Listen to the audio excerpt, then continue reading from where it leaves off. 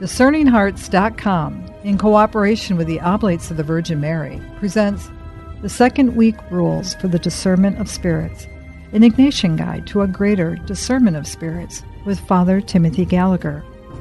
Father Gallagher is a member of the Oblates of the Virgin Mary. He is featured on several series found on the Eternal Word television network. He's also the author of numerous books on the spiritual teachings of St. Ignatius of Loyola and the Venerable Bruno Lanteri, as well as other works focused on aspects of the spiritual life, including Spiritual Consolation, the book on which this series is based. The Second Week Rules for the Discernment of Spirits, an Ignatian Guide to a Greater Discernment of Spirits, with Father Timothy Gallagher. We now continue with Part 2 of Conference Talk 6 with Father Timothy Gallagher. All right, let's look at the text of Rule 7, and let's read it. The seventh rule. The seventh. In those who proceed from good to better, the good angel touches such a soul sweetly, lightly, and gently, as a drop of water enters a sponge. All right, a first question, well, who are these people who are proceeding from good to better? And let's just note we have Ignatius' classic metaphor here of the drop of water entering the sponge. And in those who proceed from good to better, the bad touches it, the soul, sharply and with noise and disquiet, as when a drop of water falls on a stone. That's the other part of the metaphor. And in those who proceed from bad to worse. So who are these people who proceed from bad to worse? The above said spirits touch in a contrary way, the cause of which is that the disposition of the soul is contrary or similar to the said angels. For when it is contrary, they enter with clamor and sensible disturbances perceptibly. And when it is similar, they enter with silence as in their own house through an open door. So you have a second metaphor of the door of a house either open or closed to the person. All right, let's go back over it. The first question is this. Who is the person that Ignatius has in mind in Rule 7? This person who is either going from good to better or from bad to worse. Who is that person? And obviously, it's important to answer this question clearly if we are to apply the rule in the sense that Ignatius intends. And we have the answer to this question, who is the person of Rule 7, and what does it mean to go from good to better or from bad to worse in the context of Rule 7? The answer to that comes from the context of the rule. It is the seventh in a set of 8 rules dealing with the spiritual experience and discernment of the generous persons who are in the second spiritual situation. So obviously bad to worse, for example, here cannot mean, as it does in the first rule of the first set, the person going from mortal sin to mortal sin, a person very far from God. Whatever good to better and bad to worse mean, they mean it in the context of people who really love the Lord and whose single desire is to love and serve the Lord.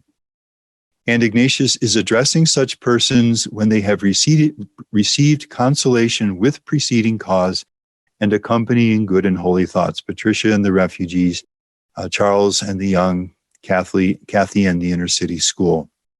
And they are discerning whether or not this consolation and the thought of some new initiative is in fact of God. That is the context. That's the person to whom Ignatius is speaking in Rule 7, who is precisely the same person Ignatius has been addressing throughout the entirety of this second set of rules.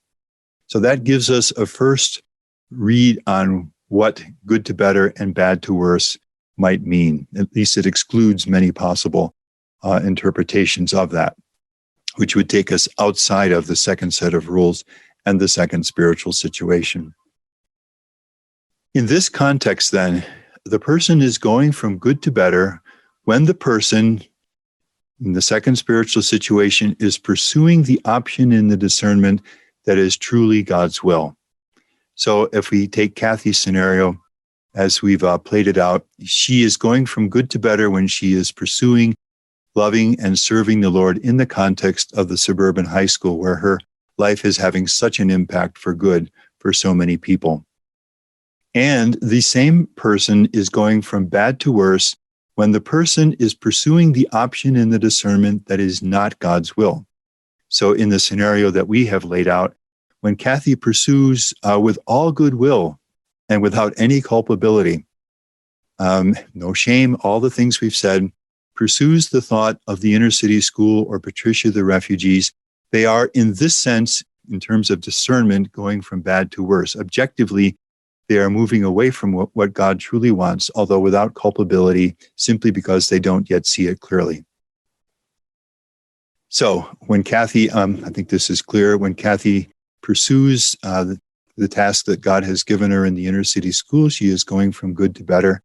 And as she pursues over these months the thoughts of the inner city school in Ignatius' sense in Rule 7, she is going from bad to worse. Again, without any culpability. So going from bad to worse, that is pursuing the option in the discernment that is not God's will. So I'm saying it's without any culpability. They just don't yet see it.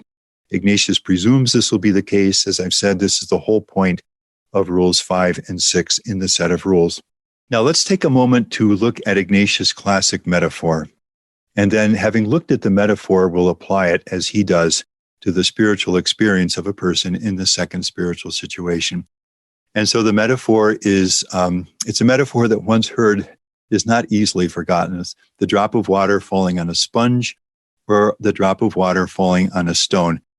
If I wanted to be really using my vocabulary perfectly, this is a simile, but I'm going to use metaphor in the more broad sense in which we use that. So the drop of water falling on a sponge and the drop of water falling on a stone. So I played this out just to get a hold of this, and I found it very instructive, so I'll share it with you. So here is obviously a sponge, and just a very thin stream of water, of drops of water, is falling on the sponge. You can see the water enters very easily, very gently. There's no splashing or splattering. There is, if you were able to hear it, and if you were very, very attentive, just a very slight sound as the water touches the sponge. But it's very difficult to hear, and certainly through the computer and over virtual space, you won't be able to hear it. So that's the water, the drop of water falling on the sponge. And now the drop of water falling on a stone.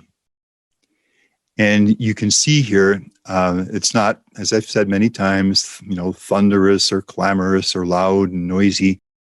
But this time it doesn't end. There's more activity going on here. You can see the water does splash and splatter. And again, you won't be able to hear it over virtual distance. But there is, in this case, there is a sound that the camera was able to pick up if you were able to listen more attentively. And I think it's very helpful to see both of these side by side and just get a sense of what Ignatius is doing with these two images. Because what they indicate is that you can see why Ignatius is going to say we must give much attention. The difference between water entering easily into a sponge and just the drop of water touching the rock and splashing a little is not extravagant. And you need to be attentive in order to see the difference. The metaphor is really well chosen to indicate the refined kind of discernment that Ignatius has in mind in Rule 7, if in fact it is possible for us to discern according to the beginning, when the consolation with preceding cause and good thoughts first arise. So Ignatius says, applying the metaphor now, in those proceeding from good to better, so the person pursuing the option in the discernment which is truly of God, the good spirit, when the good spirit brings consolation and good and holy thoughts, these will enter sweetly, lightly, and gently, like the drop of water enters the sponge, because the person is pursuing God's will, and these consolations and thoughts from the good spirit are moving in that same direction. So it's like water entering a sponge. It will happen very gently and easily and lightly. In those pursuing from good to better, the enemy, on the contrary, will touch, Ignatius says, sharply with noise and disquiet, like a drop of water falling on a stone. Again, it's not going to be clamorous, boisterous, loud, and so on, but the difference will be there. The initial affective resonance of the enemy's consolation with preceding cause and good and holy thoughts is going to be different than that of the good spirit. And the reason for that is, so there'll be a little bit of uneasiness somewhere in this, or something that is not just peaceful about it. Maybe just a little touch of trouble somewhere in the person's heart, even in the midst of the spiritual consolation and the energy around the thoughts. And the reason for this is that the person is proceeding from good to better, moving in the direction of God's will. And what the enemy is bringing, even though he is imitating the good spirit and bringing spiritual consolation with preceding cause and genuinely good and holy thoughts, even though he's imitating the good spirit, still what he's bringing is contrary to where God is leading the person, so that there will be some initial affective resonance with maybe just a very slight bit of trouble or loss of peace somewhere in this that the person can note if the person is attentive. Probably a person is going to need the help of a good spiritual director to pick up on this kind of thing. And we'll need some experience in discernment, obviously. And all of this reverses when the person is going from bad to worse, moving away from the direction that God truly wants in the discernment. Now the enemy touches like a drop of water entering a sponge. And now the good spirit touches like a drop of water falling on a stone, because now all of this has reversed as the person's direction has reversed. And then Ignatius applies, as I mentioned, a second image to say the same thing. And that is that when the person is going from good to better, moving in the direction that God wants in the discernment, living out God's will, further consolations or good and holy thoughts from the good spirit will enter easily, like a person who enters his own house through an open door. Whereas a person who attempts to enter a house that is not his own and through a closed door, there's going to be more noise and trouble and clamor around this. It's the same point as the first metaphor, simply with a second metaphor.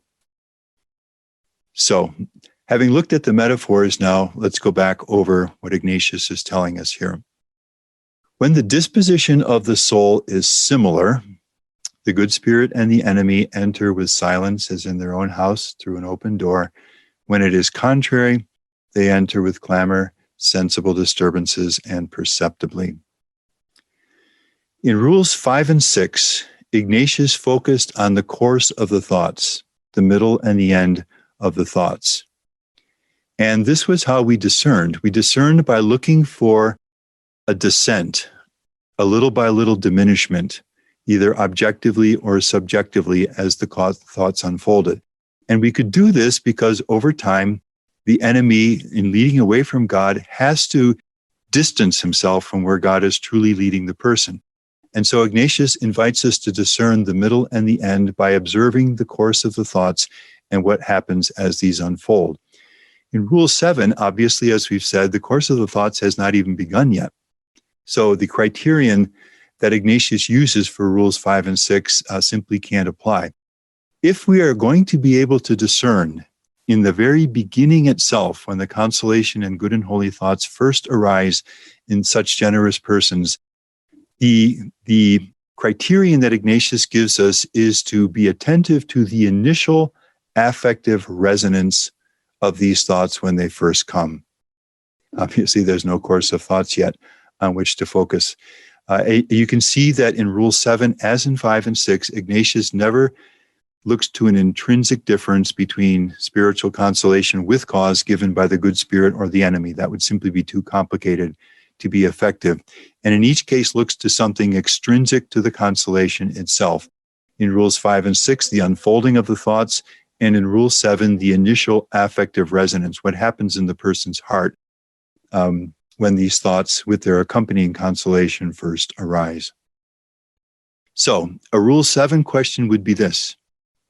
For Kathy, can she identify the initial affective resonance when the thought of the inner city school first arose as she prayed with Luke 4? Did that thought enter like water entering a sponge, or did it enter like water falling on a rock? If she can identify that, she has a first very helpful clue in her discernment. Charles. Can Charles identify the initial affective resonance, what happened in his heart, whether fully joyful and peaceful, or whether mixed with a thread of some little preoccupation or trouble or loss of peace? Can he identify the initial affective resonance when the thought of work with the young first arose? If he can, Rule 7 will help him to begin to discern. Patricia, can she identify the initial affective resonance that Sunday at morning at Mass, when the Gospel of Mark 25, I was a stranger and you welcomed me? When she hears these words and her heart is warmed with consolation and the thought of the refugees first arises, can she identify the initial affective resonance of those thoughts, whether fully joyful, like water entering a sponge, or with a little sense of trouble somewhere, like water, a drop of water falling on a stone? Can she identify that? If she can, she has a first help toward discernment in the second spiritual situation.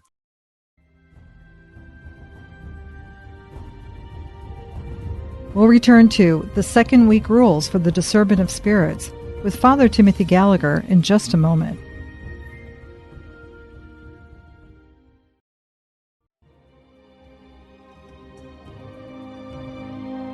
Did you know that Discerning Hearts has a free app in which you can find all your favorite Discerning Hearts programming? Father Timothy Gallagher, Dr. Anthony Lillis, Deacon James Keating, Mike Aquilina, Dr. Matthew Bunson, and so many more are found on the Discerning Hearts free app. Did you also know that you can stream Discerning Hearts programming on numerous streaming platforms such as Apple Podcasts, Google Play, iHeartRadio, Pandora, Spotify, Stitcher, TuneIn, and so many more? And did you know that Discerning Hearts also has the YouTube page? Be sure to check out all these different places where you can find Discerning Hearts.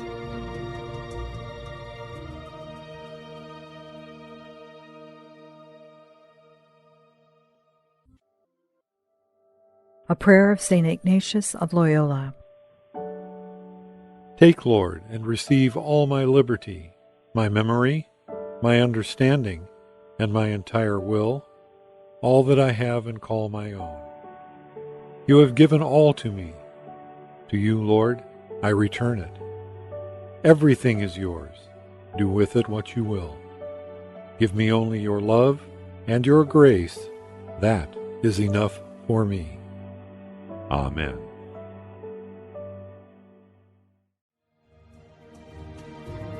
Hello, my name is Deacon Omar Gutierrez, and I want to ask you to support Discerning Hearts in a special way. We, Chris McGregor, the board, and I all know that not everyone listening can help financially. We know we have listeners from all parts of the world, and we have made a commitment since the beginning to make the truths shared through Discerning Hearts totally free.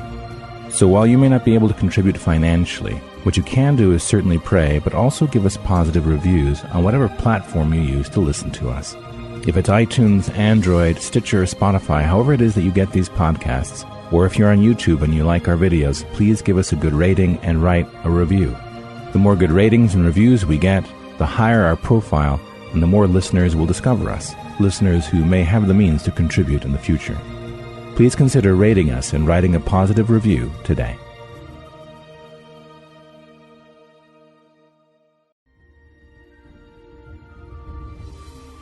We now return to the second week rules for the discernment of spirits with Father Timothy Gallagher.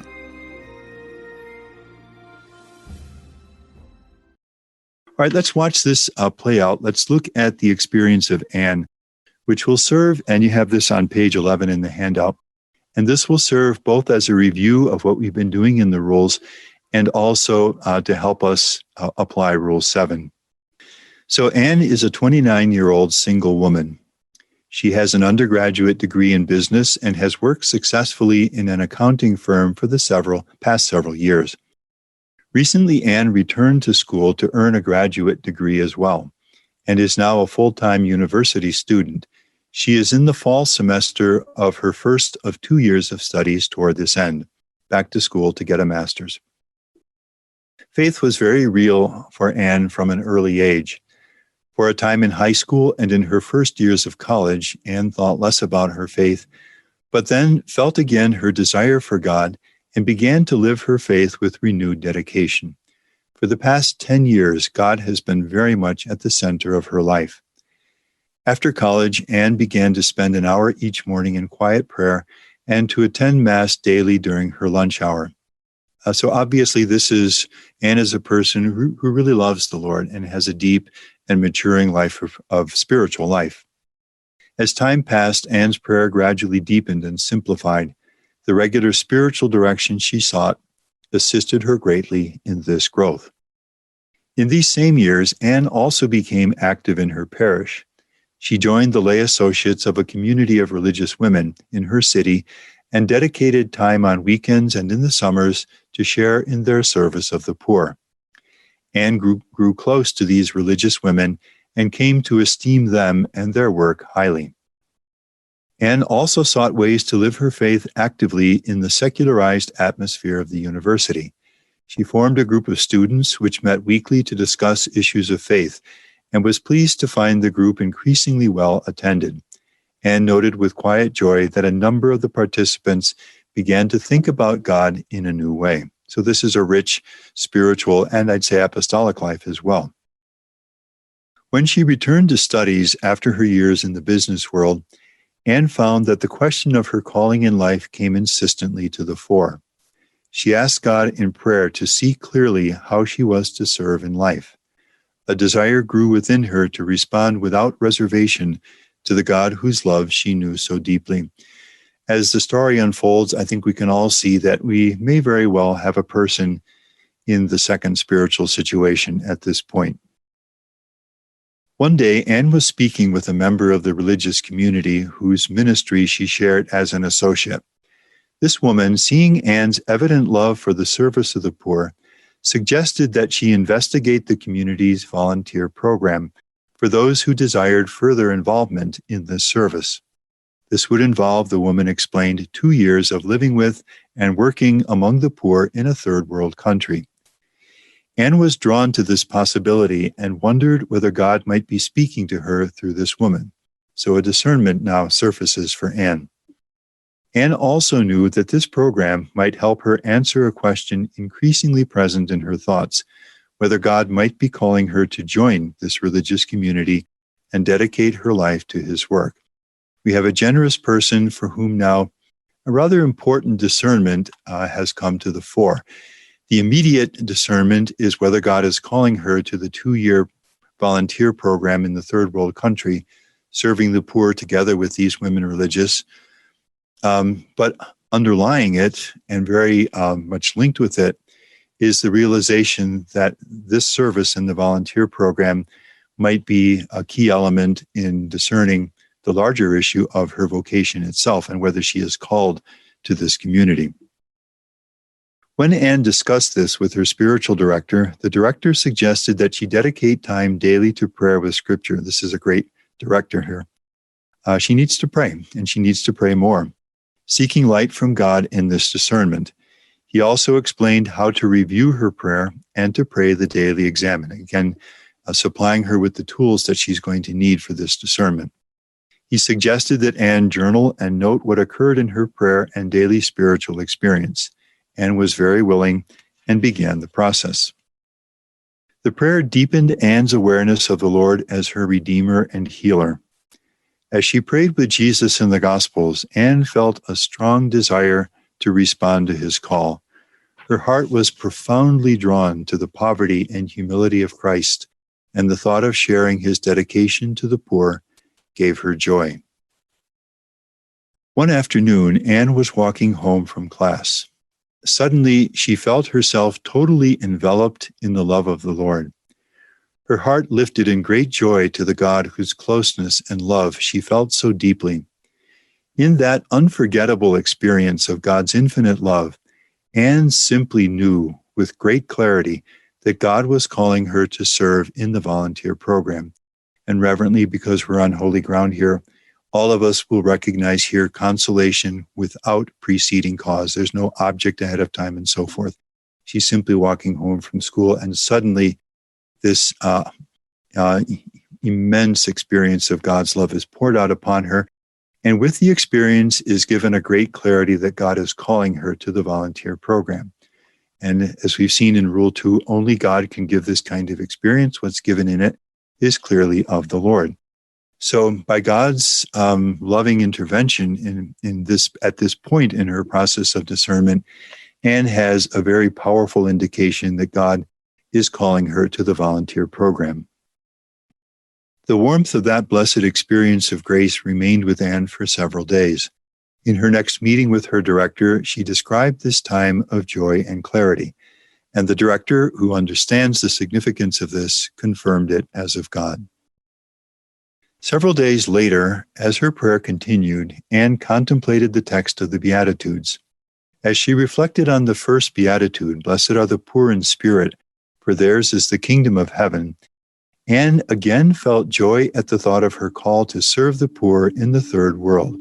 Now, in this case, we have consolation with preceding cause. There is an object and etc., all that we've seen before.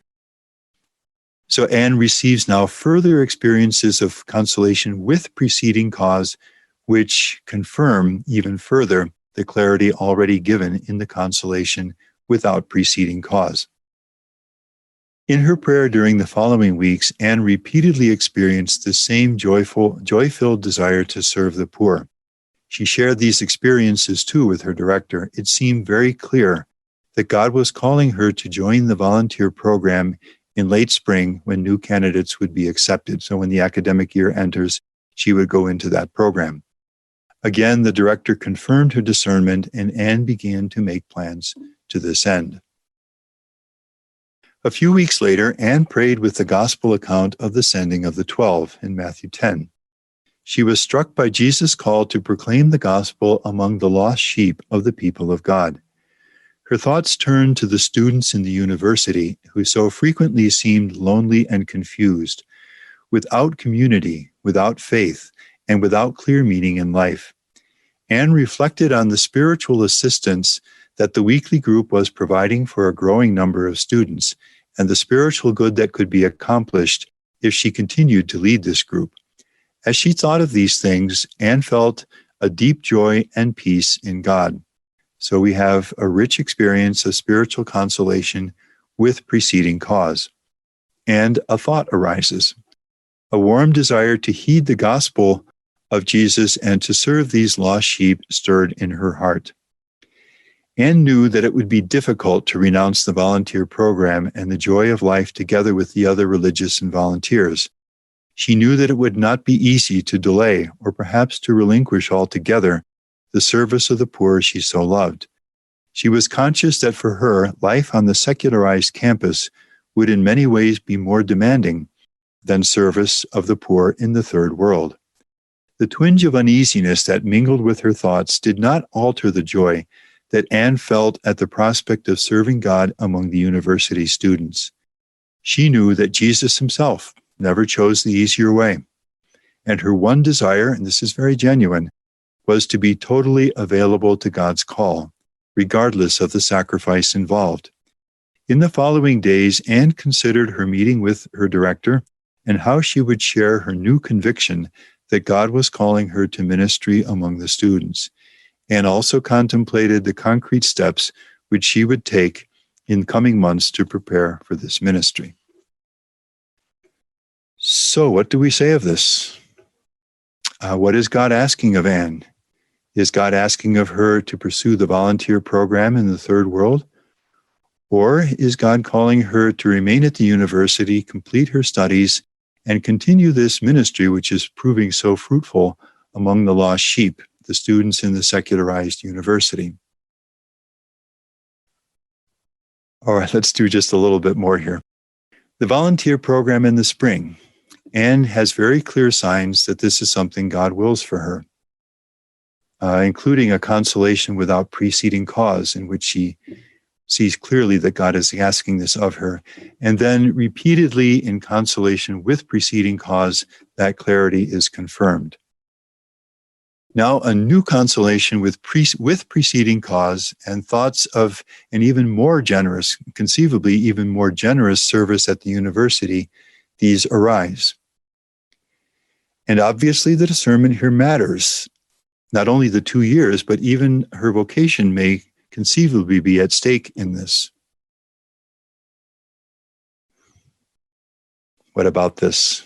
All right, I think we're going to stop there, and we'll pick this up in our next meeting and see what Anne and her director will need to say about this experience. As you can see, Anne's experience is a way of illustrating what Ignatius is saying to us in the 7th rule. We'll pick this up next time. You've been listening to The Second Week Rules for the Discernment of Spirits, an Ignatian Guide to a Greater Discernment of Spirits with Father Timothy Gallagher. To hear and or to download the podcast version of this conference, visit discerninghearts.com, or you can find it within the free Discerning Hearts app. To view Father Gallagher's video presentation of this conference, visit discerninghearts.com or the Discerning Hearts YouTube channel. This has been a production of Discerning Hearts in cooperation with the Oblates of the Virgin Mary. I'm your host, Chris McGregor. We hope that if this has been helpful for you, that you will first pray for our mission. And if you feel us worthy, consider a charitable donation, which is fully tax deductible, to help support our efforts. But most of all, we hope that you will tell a friend about discerninghearts.com and join us next time for The Second Week Rules for the Discernment of Spirits, an Ignatian Guide to a Greater Discernment of Spirits with Father Timothy Gallagher.